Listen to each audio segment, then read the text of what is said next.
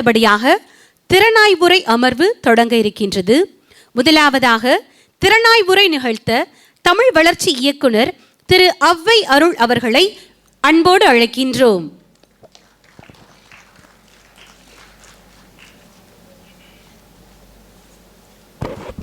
பெருமதிப்பிற்குரிய பெரும் பேராசிரியர் கு. ஞானசம்பந்தன் ஐயா அவர்களே, வெள்ளி விழா நாயகர், கவிஞர், நாவலாசிரியர், சிறுகதை ஆசிரியர், ஆசிரியர், திரைப்பட கதையாசிரியர், மாணவர் என்று ஒரு 9 சுவையுடன் ஒன்பான் சுவை கொண்ட இளவல் கபிலன் வைரமுத்து அவர்களே, ஒரு புத்தக பதிப்பினை ஒரு மாபெரும் எழுச்சியாக நடத்தி கொண்டிருக்கின்ற டிஸ்கவரி புக் பேலஸினுடைய திரு வேதியப்பன் அவர்களே, வருகை புரிந்திருக்கின்ற மாபெரும் ஆளுமைகள், நீதியரசர் மாயாண்டி அவர்கள் வருகை புரிந்திருக்கின்றார்கள், தமிழாசிரியர்கள் வருகை புரிந்திருக்கின்றார்கள்.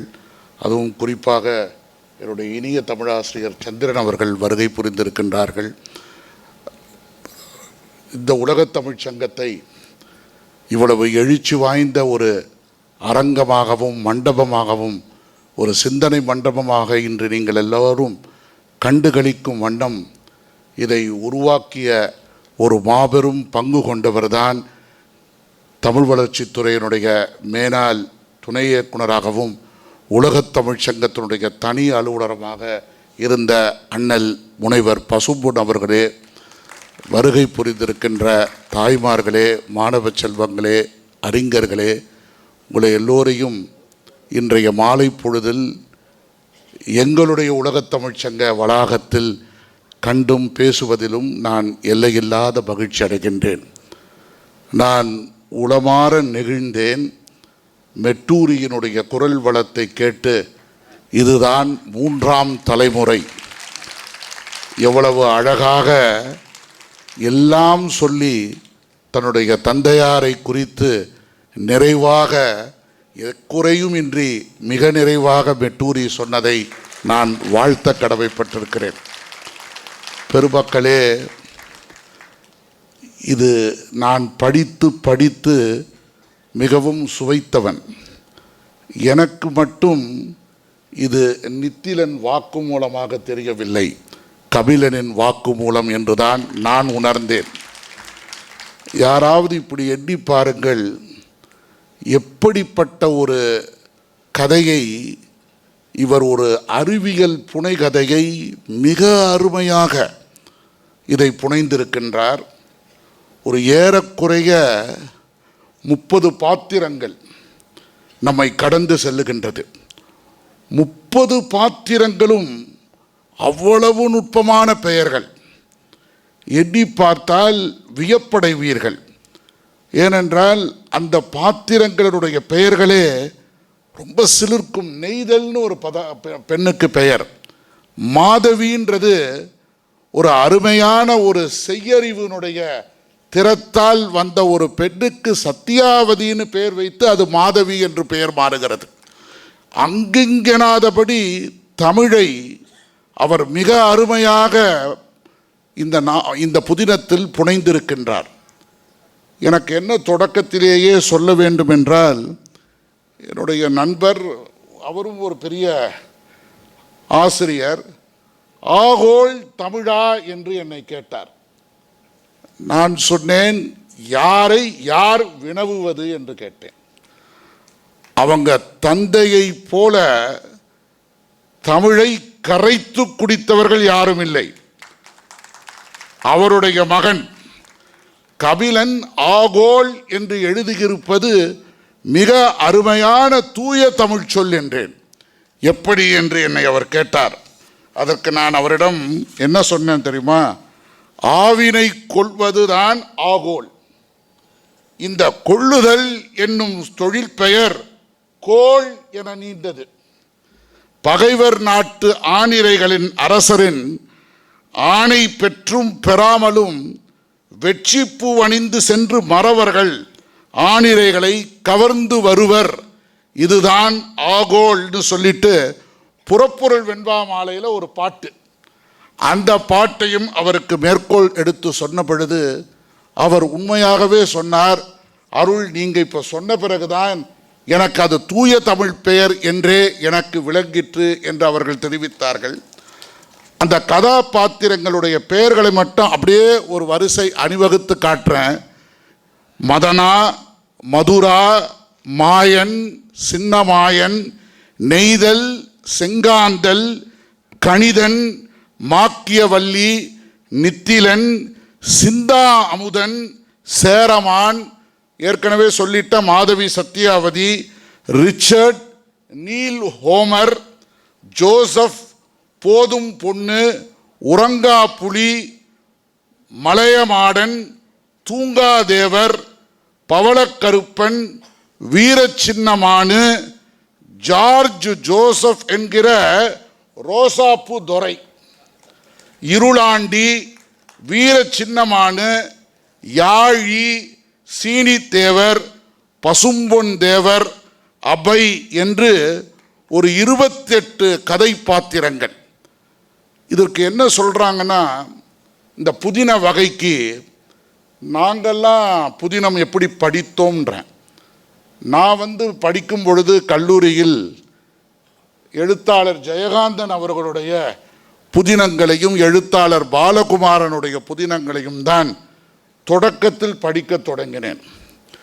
என்னுடைய தந்தையார் இளங்கலை தமிழ் இலக்கியம் படிக்கின்ற மாணவர்கள் இவைகளையெல்லாம் படிக்கக்கூடாது, படித்தால் தீபம் நாப்பாத்த சாரதியுடைய புதினத்தை தான் படிக்க வேண்டும் என்று அவர் சொன்ன பிறகுதான் குறிஞ்சி மலரும் பொற்விலங்கும் படித்தேன். அவர் இன்னும் சொல்வார், கல்கியிலிருந்து தொடங்குங்க வரலாற்று புதினத்தை என்பார். இன்னும் கூடுதலாக போய் சொன்னார், அருராமநாதன் எழுதிய வீரபாண்டியன் மனைவி படியினர். ஏனென்றால் இவைகளெல்லாம் அப்படியே படிக்கும் பொழுதே அந்த கதையோடவே நீங்கள் பயணிப்பீர்கள், எந்த திசையும் மாறாது. இதற்கு என்ன சொல்கிறோம்னா, நாங்கள் ஆங்கிலத்தில் லீனியர் ரைட்டிங் என்றோம். ஒரே அந்த நூல் பிடித்தால் அந்த நூல் போய்கொண்டே இருக்கும். இன்னொரு வகைப்பாடு எழுத்தாளர் சுஜாதா வருகை புரிந்தார். அவர்தான் பல புதிய கருத்துக்களை இப்படியெல்லாம் இருக்கு என்று அறிவியல் கதைகளை பற்றி அவர்தான் நம் மத்தியில் புகுத்த தொடங்கினார். அதற்கு பிறகு காலம் மெல்ல மெல்ல மாறி இப்பொழுது கபிலன்லாம் எந்த வகைப்பாடில் இருக்கிறார்னா நான் லீனியர் ரைட்டிங் என்பாங்க. இதையெல்லாம் அதுக்கு என்னன்னு தமிழில் சொல்லணும்னு கேட்டால் அது புனைவு கதைங்க, நாங்கள் முன்ன சொன்னதெல்லாம் புனைவு கதைங்க. இது என்ன சொல்கிறாங்கன்னா புனைவு கதைங்க, இல்லைனா நேரியல் கதைங்க என்றெல்லாம் சொன்னாலும் இந்த நான் லீனியர் ரைட்டிங்கில் என்ன ஒரு புதுமை உங்களுக்கு தெரிகிறது என்றால், எதை 1000 தகவல்களை படித்ததை நீங்கள் கொண்டு சேர்க்கலாம். அவங்க பெண் மெட்டூரி தவறாக சொல்லிட்டாங்க. அவங்க எனக்கு தெரிந்து நாள்தோறும் 5 பக்கம் படிக்கலை, ஒரு 50 பக்கமாவது 100 பக்கமாவது நாள்தோறும் படித்திருக்கிறாங்க. அதுவும் வெவ்வேறு நூல்களை படித்திருக்கிறார். ஒரு பரந்த நூலறிவு கொண்டவர் தான் கபிலன் வைரமுத்து. அந்த நித்திலன் வாக்குமூலத்தை நாம் படிக்கும் பொழுது எத்தனை தகவல்கள். யாரை சொல்றாருன்னா, ஆர்டிஃபிஷியல் இன்டெலிஜென்ஸ், இந்த செய்யறிவு திறன் இருக்கு பாருங்க, அதற்கு ஒரு காட்ஃபாதர் இருக்கிறார். அவர் பெயர் தான் ஜெஃப்ரி இன்டன். எனக்கு கூட கிளின்டன் தான் முதல்ல தெரியும். ஜெஃப்ரி இன்டன்றவர், நீங்க நம்ப மாட்டீங்க, இது ஒரு ஓராண்டு 2 ஆண்டுகளுக்கு முன்பு எழுதிட்டார். இந்த ஜெஃப்ரி இன்டனுக்கு இயற்பியல் துறையில் 2024 நோபல் பரிசு பெற்றிருக்கிறார். நான் சொல்றது இந்த ஜனவரி 28 பிபிசியில் அவர் ஒரு நேர்முகம் கொடுத்திருக்கிறார். இந்த ஜெஃப்ரி இன்டன், நான் சொல்வது சென்ற ஜனவரி 28. அவர் என்ன சொல்றார்னா, மனிதர்களே தெரிந்து கொள்ளுங்கள். இந்த செய்யறிவு திறனிடமிருந்து விழிப்பாக இருங்கள். அவைகள் உங்களை விழுங்கிவிடும். இன்னும் கணக்கெடுத்து பார்த்தீர்கள் என்றால் அடுத்த 20 ஆண்டுகளில் அவைகள் உங்களை விஞ்சிவிடும், உங்கள் கல்வியை விஞ்சிவிடும். அதாவது மனிதன் ஒரு கருவியை கண்டுபிடித்த பிறகு அந்த கருவி மனிதனுக்குத்தான் கையடக்கமாக இருக்க வேண்டும். அது உன்னை விழுங்கக்கூடாது. ஆர்டிஃபிஷியல் இன்டெலிஜென்ஸை தொடங்கி வைத்த நானே சொல்லுகிறேன், 20 ஆண்டுகளில் அவைகள் உங்களை கவ்விக்கொள்ளும் என்று அவர் சொல்லும் பொழுது அதை தாங்க இந்த புதினம் முழுக்க அங்கிங்கெனாதபடி பல கிளைக்கதைகள், பல ஆண்டுகள், ஒரு ஏறக்குறைய நான் ரொம்ப மகிழ்ந்தது எங்கன்னா 2050 எப்படி இருக்கும்னு எழுதுகிறார். அவருக்கு நிறைய தமிழ்நாட்டில் இருக்கிற பொருண்மைகள் மீது ஈடுபாடு. நாங்கள் அதுவும் அரசில் என்னென்னலாம் செய்வோன்றதை அவருக்கு யாரோ சொல்லியிருக்கிறாங்க. காரணம் தமிழ் இணைய கல்விக் கழகம்ன்ற ஒரு சொல்லாடலை அங்கே கொண்டு வந்து காட்டுறார். அதிகாரம்னா என்னன்னு சொல்லி காட்டுறார். அதுவும் அதிகாரம் எப்படிப்பட்டது என்று ஒரு இடத்துல தொடர் சொல்றார். அருமையாக தமிழில் பெயர்கள் யாராவது நினைத்து பார்ப்பீர்களா? அவங்க வாழ்வரசி மருத்துவர், மகிழம் மருத்துவமனைன்னு வைக்கிறார். பெயரே பாருங்க எவ்வளவு அருமையாக, அவ்வளவு அருமையாக பெயர்களை அவர் சுட்டி காட்டுகிறார். எங்கேயோ ஒரு இடத்துல அந்த டாக்ஸின்னு சொல்லிட்டு ஒரு மென்பொருளை கொண்டு வந்து காட்டுறார். அது அல்காரிதம் பேஸ்டு டாக்ஸி என்று சொல்லி அது செய்து காட்டுகிற வித்தைகளை கண்டு வருங்காலத்தில், இப்போ இல்லை, அப்போ இருக்கிற வழக்கறிஞர்கள் எல்லாம் சேர்ந்து நீதிமன்றத்தில் இந்த டாக்ஸி செயலியை நாம் பயன்படுத்தக்கூடாது, இதற்கு நீங்கள் தடை விதிக்க வேண்டும் என்று வாதிடுவது போல எல்லாம் அவர் காட்டுவதை கண்டு உண்மையாகவே மலைத்து விட்டேன். காரணம், இப்படித்தான் தான் படித்ததை, தான் கற்றதை எப்படியெல்லாம் இந்த செயலியினால் இந்த உலகம் எங்கெங்கெல்லாம் போய்கொண்டிருக்கிறது என்பதை அவர் சுட்டி காட்டியிருக்கிறார். எனக்கு எங்கேயாவது இவருக்கு அந்த தகிக்கும் தமிழார்வம் எங்கே வருகிறது என்றுதான் நான் தேடி தேடி படித்தேன். அவரை அறியாமல் 3 இடத்தில் தாகூரனுடைய கவிதையை அவர் மேற்கோள் காட்டி எழுதுகிறார். அந்த தாகூர் கவிதைகள் கவிஞர் புவியரசு அவர்களுடைய மொழிபெயர்ப்பு. பெருமக்களே, கவிஞர் புவியரசு 98 வயது. இன்றைக்கு கோவை மாவட்டத்தில் மிக திடமாக இருக்கிறார்.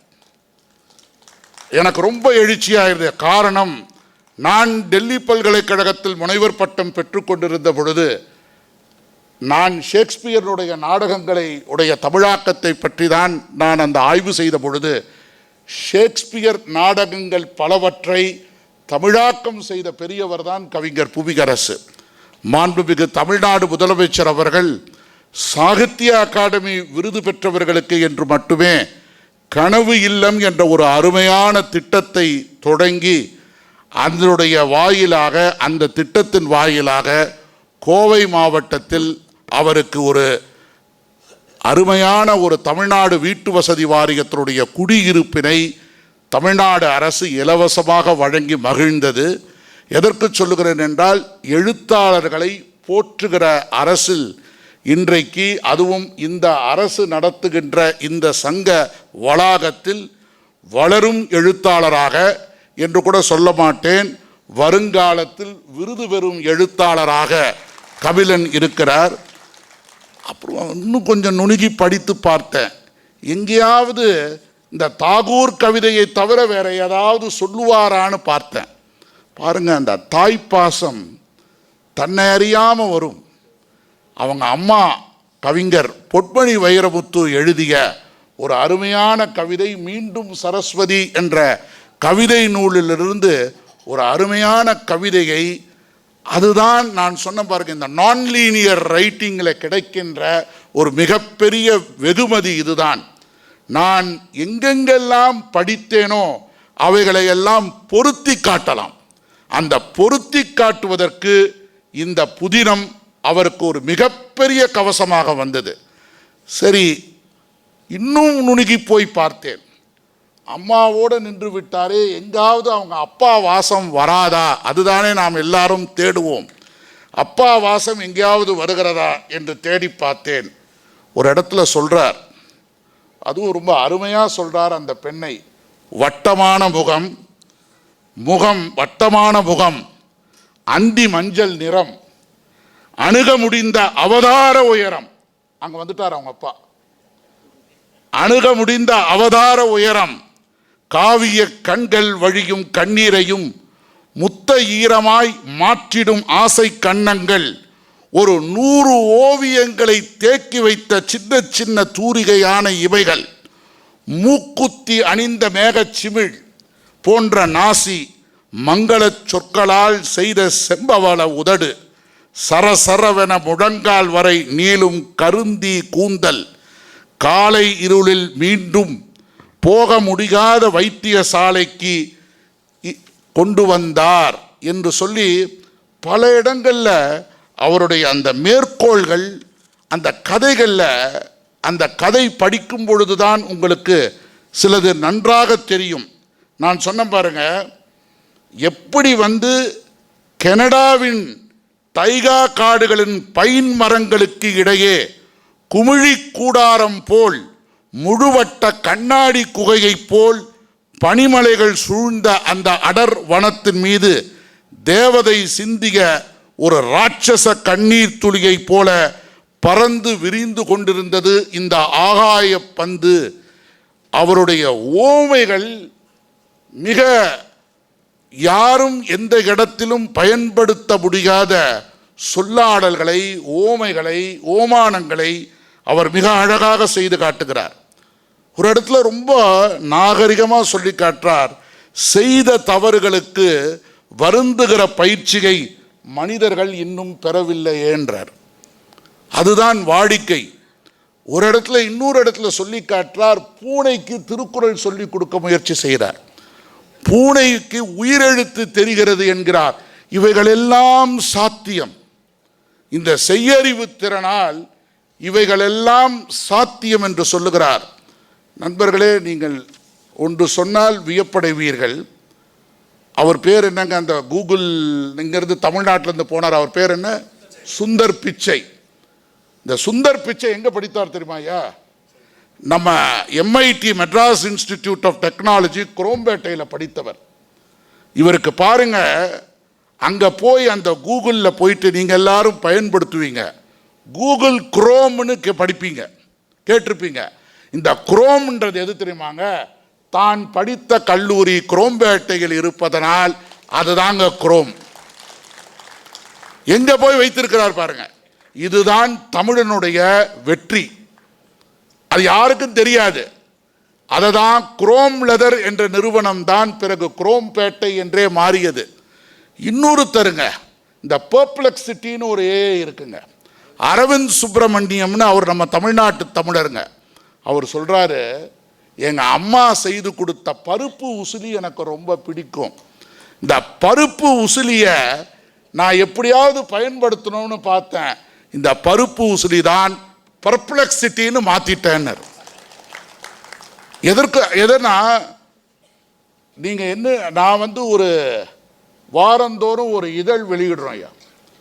அதுக்கு எப்பவுமே ஒரு வாசகம் எழுத வேண்டும் என்று என்னுடைய தந்தையார் என்னிடம் ஒரு 6 ஆண்டுகளுக்கு முன்பு இதை தொடங்கும் பொழுது சொன்னார். அவர் அடிக்கடி எங்க அப்பா சொல்வார், தொடங்குவது பெரிதில்லை அருள், தொடர்வதுதான் பெரிதுன்னுவார்.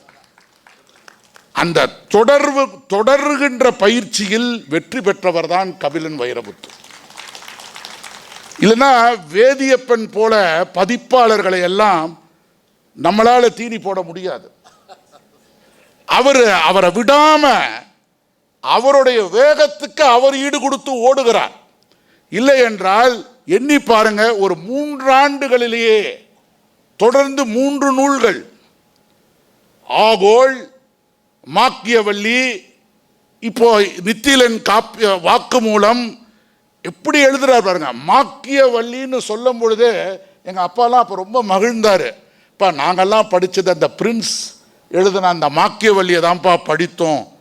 இதை நம்ம தம்பி அதை ரொம்ப அருமையாக ஆளுமை செய்கிறார். அந்த சொல்லாடல்கள் அவர் அந்த தொடர்ந்து செய்த இந்த பயிற்சி தான், இந்த எழுத்து தான் அவருக்கு பெரிதும் வெற்றி பெற்றது. நீங்க இந்த நுண்ணறிவே தன்னிறைவு பெற்ற நுண்ணறிவு, அதுல பல வரலாற்று பாத்திரங்களை நீங்கெல்லாம் பள்ளியில் படித்திருக்கும் போது ஃபாகின் உவான் சுவாங் படித்திருப்போம். அந்த ஃபாகினை பற்றி 5ஆம் நூற்றாண்டில் இருந்த அந்த சீன பயணியை பற்றி மிக அருமையாக இந்த கதையில், ஏன்னா நான் கிட்டத்தட்ட பேராசிரியர் அங்கே சொல்கிறார் பக்கத்தில் வேதியப்பன் கிட்ட, இவரை எங்க பேச வச்சிங்க, மொத்த புக்கையும் சொல்லிட்டு இருக்கிறாருன்ட்டு. எனக்கு என்ன மகிழ்ச்சி என்றால், எனக்கு ஒரு நல்ல வாய்ப்பு கிடைக்கப்பெற்றது. நேற்று முன்தினம் மாபெரும் தமிழ்நாட்டினுடைய வீறு கவியரசர் முடியரசனார் அவர்களுக்கு ஒரு 7 அடி உயரத்தில் நம்முடைய மாண்புமிகு தமிழ்நாடு முதலமைச்சர் அவர்கள் ஒரு எழுச்சி வாய்ந்த திருவுருவச் சிலையை அவர்கள் திறந்து வைத்தார்கள். அந்த திருவுருவச் சிலையை திறந்த நிகழ்விற்கு பிறகு அன்று இரவு முழுவதும் இந்த புதினத்தை ஒரு எண்ணி பார்த்தீங்கன்னா ஒரு 201 பக்கம்தான்.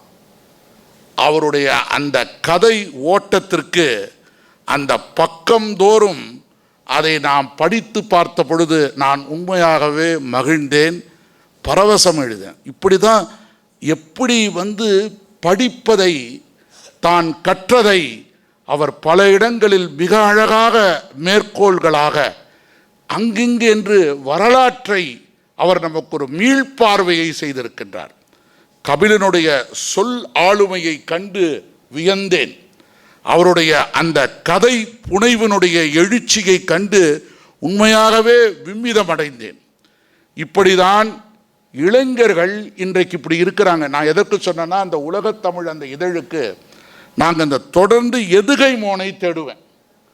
நான் பல நண்பர்களை அந்த எதுகை மோனைக்காக கேட்பதனாலேயே கிட்டத்தட்ட நிறைய பேர் என் தொலைபேசியை எடுப்பதை நிறுத்திட்டாங்க.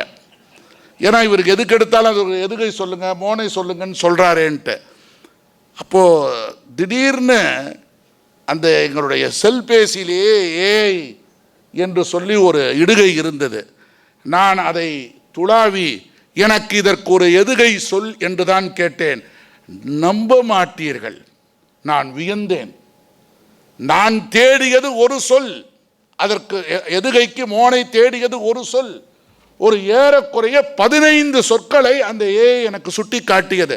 இதில் என்னன்னா, அது நமக்கு சுட்டி காட்டுகிற அளவோடு நாம் நிறுத்தி கொள்ளணும். அந்த சொல்லாட்சியை எடுத்து நாம் புனைந்து நாம் அதை பயன்படுத்த வேண்டும். இன்றைக்கு நீங்கள் மிக அழகாக கவிதை எழுதலாம், அது எழுதி கொடுக்கின்றது, கட்டுரைகள் எழுதி கொடுக்கின்றது.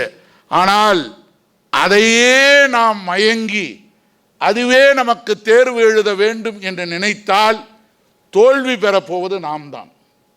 அங்கிருந்து அதை நாம் எப்படியெல்லாம் பயன்படுத்த வேண்டும் என்பதுதான் இந்த செய்யறிவினுடைய நுட்பமாக இருக்கும். தாய்வானில் இருக்கிற ஆட்ரின்னு ஒரு அறிஞரை பற்றி சொல்றார்.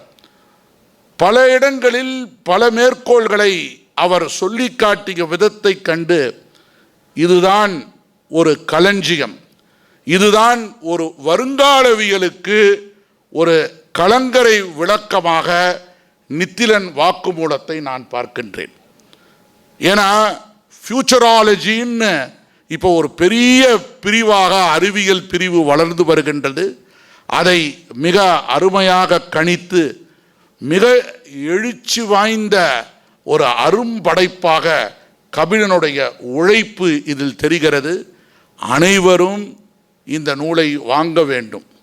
ஒன்றுமே இல்லை, நாம் செலவு செய்கிற செலவிற்கு இந்த நூல் எண்ணி பார்த்தீர்கள் என்றால் 3 நூலையும் சேர்த்தே எவ்வளோ 1000 ரூபாய் பணமே இல்லை என்கிறார் பேராசிரியர் கு. ஞானசம்பந்தன் ஐயா அவர்கள். வேதியப்பனை கேட்கிறார், யாரை கேட்டு நீ 800ன்னு இப்போ கொடுக்குறேன்னு கேட்டார். அப்போ வேதியப்பன் சொன்னார், இல்லைங்க, இன்னைக்கு ஒரு நாளைக்கு மட்டும் உலகத்தமிழ் சங்க வளாகத்தில் இது சிறப்பு நிலையிலாக நாங்கள் 800 வழங்குகிறோம் என்று சொல்லியிருக்கிறார். அருமையான நூலை படைத்த நூலாசிரியர் வாழ்க, மிக வனப்பாக பதிப்பித்த பதிப்பாளர் வேதியப்பன் பணிகள் வெல்க. எங்களை எல்லோரையும் அழைத்து இப்படி ஒரு ஞாயிற்றுக்கிழமை மாலையில் இவ்வளவு வாசகர்களாக நீங்கள் அனைவரும் குழுமி அவரை வாழ்த்த வருகை புரிந்ததற்காக உங்களை எல்லோரையும் பாராட்டுகிறேன். கபிலன் அவர்களுக்கு இன்னும் பல முகங்கள் வெளிப்பட இருக்கின்றது. அவரை தேடி விருதுகள் வர இருக்கிறது.